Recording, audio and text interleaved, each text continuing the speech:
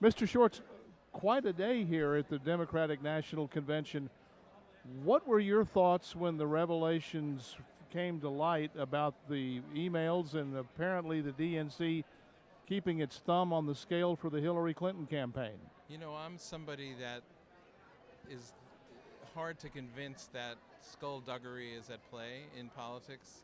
I know politics is a nasty game, but I often tell people, oh, you're imagining things when they talk about dirty tricks. And when the emails came to light and they're continuing to come to light, and the role played by the DNC in keeping things tilted in Hillary's favor is extremely annoying and disheartening. Are you angry? I'm angry, yes. I'm angry, and I'm angry at the DNC. I'm angry at my own state party officials who I think act in the same way towards people that challenge the power establishment in our state.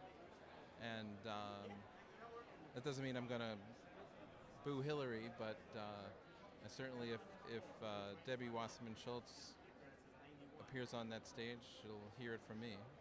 Well, as we have now learned that she is not going to appear on the stage, and she's not going to gavel the session in order. Apparently, she will now have no role. Well, that's a good thing, and you know, one of the I actually represented the Sanders delegation in New York in negotiations with the Hillary Clinton campaign and the state Democratic Party, and you know, it was always a challenge about whether we were getting a fair shake on all kinds of things all along the way, and I'd have to say that the Hillary camp was more interested in fairness than the Democratic Party machinery in our state, and it may be that the same thing is true here with the DNC. The DNC was tilted towards Hillary. I think the Hillary campaign has been aghast about some of the things that have come out, although I heard rumor this afternoon that they've now got some emails linking Hillary to the whole mess as well. I haven't checked my latest online. Well, let's hypothesize and say, pardon me, let's hypothesize and say that's true, that you can make a connection to Hillary Clinton. How do you then feel about your party's candidate? Well, I guess I start from the same place that Bernie starts, which is I think that a victory of Donald Trump in America would be horrible for the country. He scares me, and so the choice really is only Hillary Clinton.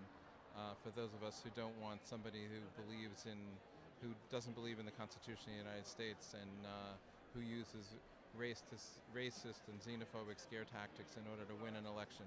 So, I'll support Hillary for the same reason that I was going to support her before, which is because I can't imagine what would happen in America if Donald Trump was elected. Does it make me happy?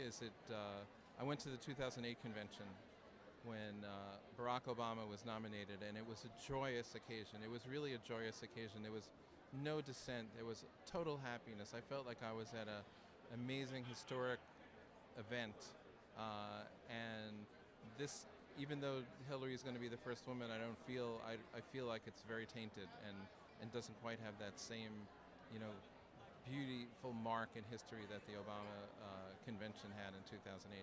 Let's go back to 2008 when I was there. I was there in Boston.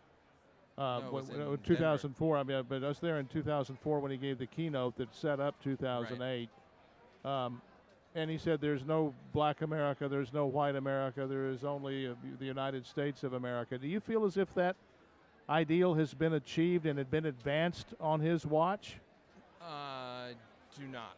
I actually think that Obama's presidency has been utilized by those who preach and who survive off of racial hatred to deepen some of the divides in America. And I think the events of the last bunch of years, and particularly the last couple of weeks, show that the racial divide in America is as bad as it has been in a long, long time. It's not as bad as it was in the 1960s, but it's far from, I would say it's far from being a marked improvement over where it was in 2008, and that's very disappointing.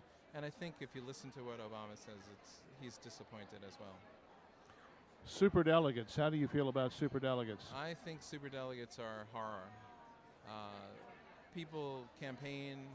Primaries have become real things in the states with, millions of people participating in the primaries, and we shouldn't have 700-800 people in this convention out of 4,000 here to vote whatever they think is the way they want to vote.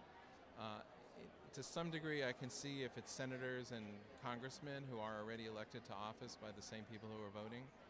But in my state, half the superdelegates are just people who are active in the power structure of the Democratic Party in the state of New York, and I don't think they have any more right than I have to make a decision independent of the voters about who to support in a presidential convention. Last question. This dust-up that came to light today, do you think it has any potential negative impact on Hillary Clinton's chances in the general election? Well, I think that she can barely afford to lose a point. I was just looking at the latest polls on the way over here in the bus, and CBS has Trump ahead, and a couple of other polls have Trump ahead, and I think it's a neck-and-neck vote, and every mess-up, every 100,000 votes that she doesn't get somewhere could be a serious problem, and I'm not sure that they have a strategy at this point for dealing with the disaffection that this has created among very large segments of the population that supported Bernie Sanders, particularly young people, and they better come up with something, or it could potentially hurt her. Mr. Schwartz, thank you for your time. You're welcome.